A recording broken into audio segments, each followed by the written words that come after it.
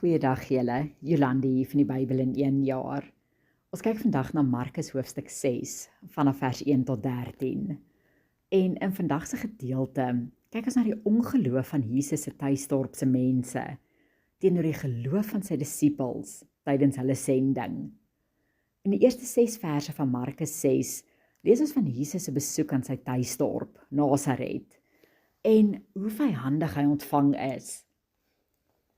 Die mense het Jesus geken as 'n timmerman, 'n eenvoudige mens sonder enige formele opleiding. En geen wonder hulle verbasing wanneer hulle in vers 2 vra: waar kry hy hierdie dinge vandaan? En watter wysheid is aan hom gegee, dat ook sulke kragte deur sy hande plaasvind? Is dit nie maar hoe ons mense steeds vandag reageer, wanneer iemand opstaan in 'n posisie wat ons nie verwag het nie?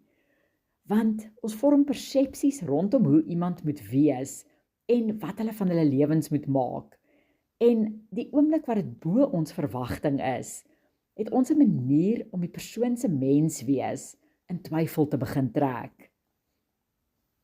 In vers 3 leer ons meer van Jesus se gesinsopset, wanneer ons lees dat hy broers en susters gehad het. En hierdie staan natuurlik in duidelike kontras met enige een wat beweer dat Maria steeds 'n maagd was na Jesus se geboorte.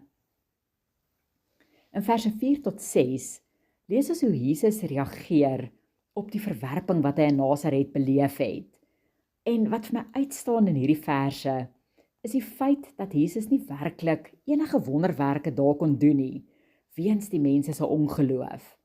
Wat net weer eens bewys is van hoe ongeloof ons soms laat uitmis op dit wat die Here eintlik vir ons beplan het. In verse 7 tot 13 sien ons dan wat ware geloof wel alles kan vermag. Want Jesus stuur sy disippels uit om die mense te gaan bedien en om siekes te genees en onrein geeste uit die mense uit te dryf. En omdat die disippels lig moes reis, het dit hulle gedwing om in totale afhanklikheid van God hierdie opdrag uit te gaan voer. Na wat die disippels in Nasaret saam Jesus beleef het, kon hulle dalk die vraag gestel het oor wat hulle moes doen as hulle ook iewers vyhandig ontvang was.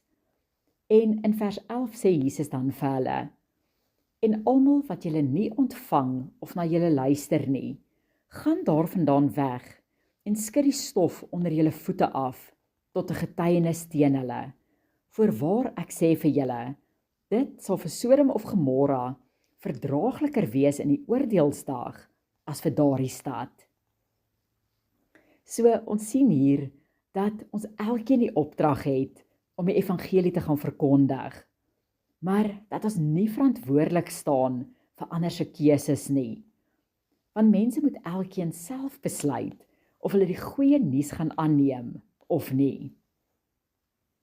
Vir die wat die woord van bekering aangehoor het, was daar soveel dividende, want siekes is genees en duiwels is uitgedryf.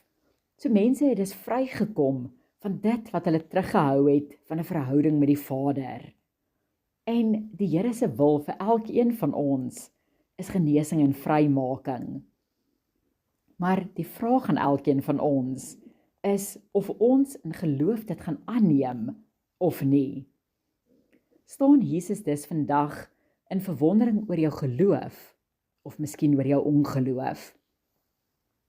Kom ons kies om nie soos die inwoners van Nasaret in gebondenheid te leef nie, maar om eerder soos die disippels met groot vrymoedigheid Jesus aan die wêreld om ons te gaan verkondig. Mag julle almal 'n geseënde dag hê.